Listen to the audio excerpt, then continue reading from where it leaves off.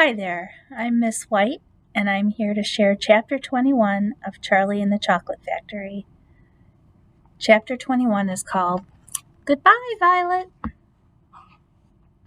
This gum, Mr. Wonka went on, is my latest, my greatest, my most fascinating invention. It's a chewing gum meal. It's, it's, it's that tiny little strip of gum lying there is a whole 3-course dinner all by itself. What sort of nonsense is this? Said one of the fathers. My dear sir, cried Mr. Wonka, when I start selling this gum in the shops, it will change everything. It will be the end of all kitchens and all cooking. There will be no more marketing to do, no more buying of meat and groceries. There will be no knives and forks at meal times. No plates, no washing up, no garbage, no mess, just a little strip of Wonka's magic chewing gum. And that's all you'll ever need at breakfast, lunch, and supper. This piece of gum I've just made happens to be tomato soup, roast beef, and blueberry pie. But you can have almost anything you want. What do you mean it's tomato soup, roast beef, and blueberry pie? Asked Violet Beauregard. Well, if you were to start chewing it, said Mr. Wonka, then that is exactly what you would get on the menu. It's absolutely amazing. You can actually feel the food going down your throat and into your tummy, and you can taste it perfectly. And it fills you up. It satisfies you. It's terrific. It's utterly impossible, said Veruca Salt. Well, just so long as it's gum, shouted Violet Beauregard. Just so long as it's a piece of gum and I can chew it, then that's for me. And quickly she took her own world record piece of chewing gum out of her mouth and stuck it behind her left ear. Come on, Mr. Wonka, she said. Hand over this magic gum of yours and we'll see if the thing works. Now, Violet, said Mrs. Beauregard, her mother, don't let's do anything silly, Violet. I want the gum, Violet said obstinately. What's so silly? I would rather you didn't take it, Mr. Wonka told her gently. You see, I haven't got it quite right yet. There are still one or two things. Oh, to heck with that, said Violet, and suddenly, before Mr. Wonka could stop her, she shot out a fat hand and grabbed the stick of gum out of the little drawer and popped it into her mouth. At once, her huge, well-trained jaws started chewing away on it like a pair of tongs. Don't, said Mr. Wonka. Fabulous, shouted Violet. It's tomato soup. It's hot and creamy and delicious. I can feel it running down my throat. Stop, said Mr. Wonka. The gum isn't ready yet. It's not right. Of course it's right, said Violet. It's working beautifully. Oh my, what lovely soup this is. Spit it out, said Mr. Wonka.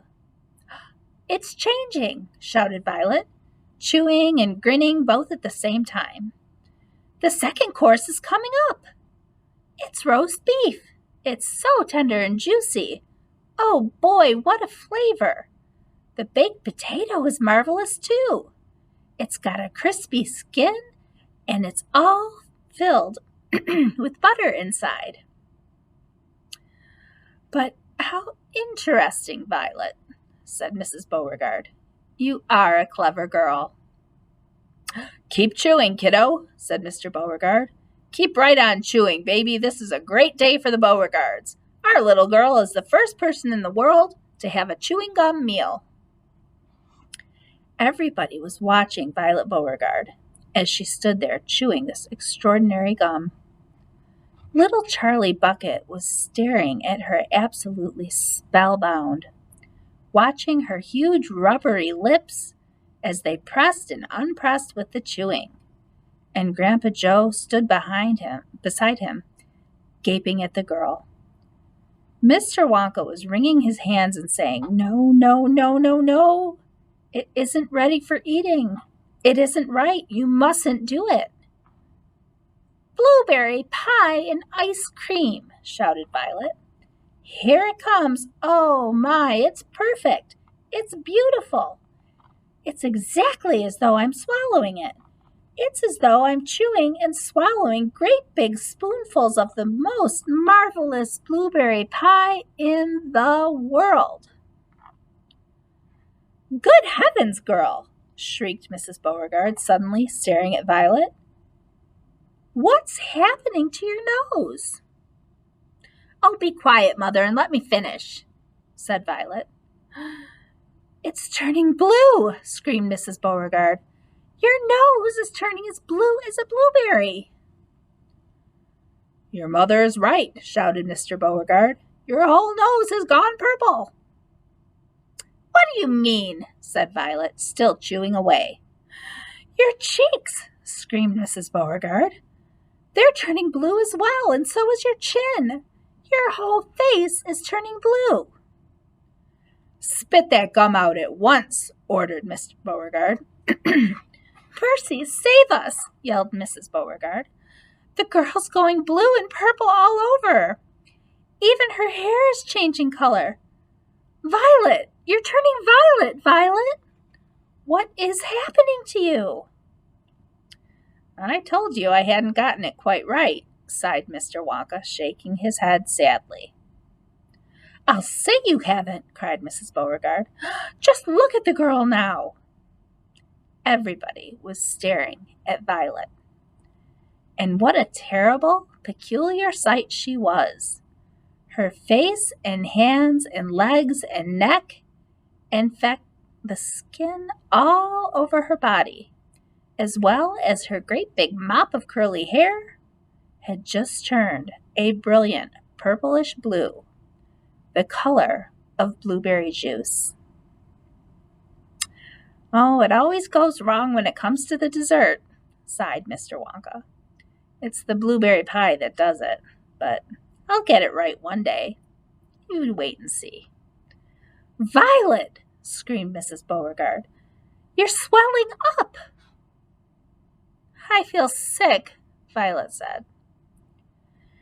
"You're swelling up," screamed Mrs. Beauregard again. "I feel most peculiar," gasped Violet. "I'm not surprised," said Mr. Beauregard. "Great heavens, girl!" screeched Mrs. Beauregard. "You're blowing up like a balloon." "Like a blueberry," said Mr. Wonka. "Call a doctor," shouted Mr. Beauregard. "Prick her with a pin," said one of the other fathers. "Save her!" cried Mrs. Beauregard, wringing her hands. But there was no saving her now. Her body was swelling up and changing shape at such a rate that within a minute it had turned into nothing less than an enormous round blue ball. A gigantic blueberry, in fact.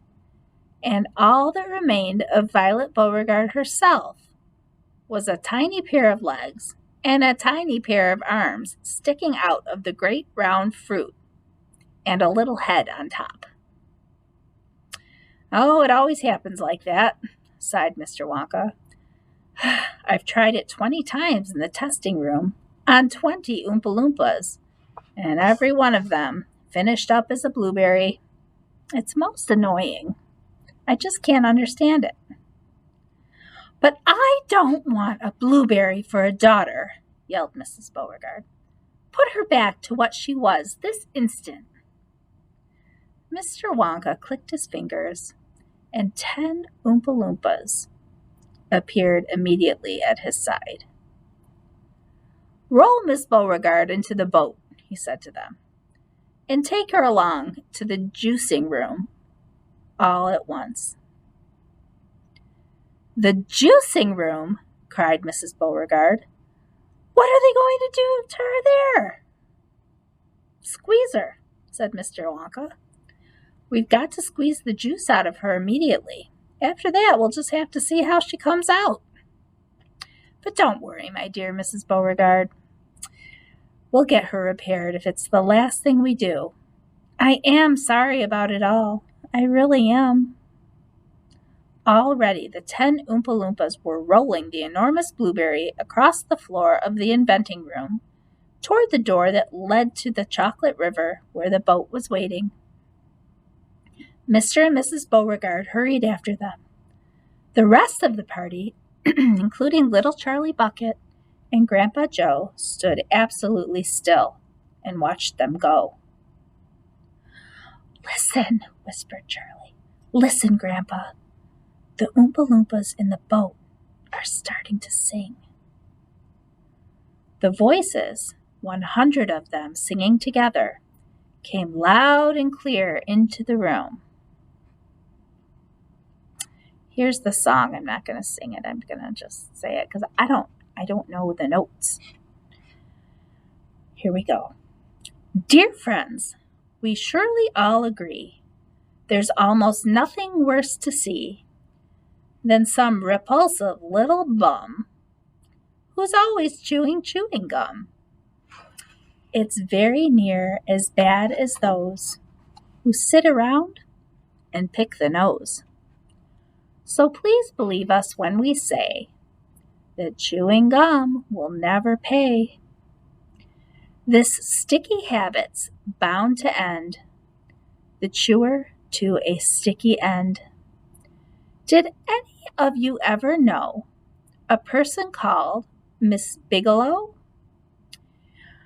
This dreadful woman saw no wrong in chewing all day long. She chewed while bathing in the tub. She chewed while dancing at her club. She chewed in church and on the bus. It really was quite ludicrous. And when she couldn't find her gum, she'd chew up the linoleum, or anything that happened near, a pair of boots, the postman's ear, or other people's underclothes, and once she chewed her boyfriend's nose.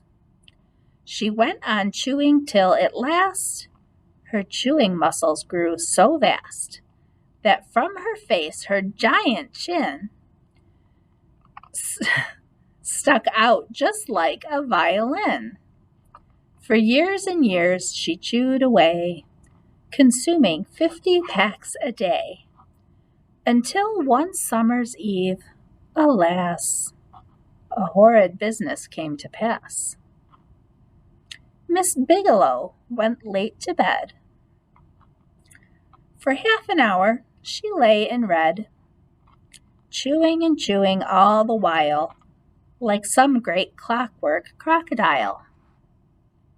At last she put her gum away upon a special little tray and settled back and went to sleep. She managed this by counting sheep. But now, how strange! Although she slept, those massive jaws of hers still kept on chewing through the night, even with nothing there to bite. They were, you see, in such a groove, they positively had to move. And very grim it was to hear, in pitch darkness, loud and clear, the sleeping woman's great big trap, opening and shutting, snap, snap, snap. Faster and faster, chop, chop, chop. The noise went on, it wouldn't stop, until at last her jaws decide to pause and open extra wide. And with the most tremendous chew, they bit the lady's tongue in two. thereafter just from chewing gum. Miss Bigelow was always dumb, and spent her life shut up in some disgusting sanatorium. And that is why we'll try so hard to save Miss Violet Beauregard from suffering an equal fate. She's still quite young, it's not too late. Provided she survives the cure, we hope she does. We can't be sure. Thanks for listening.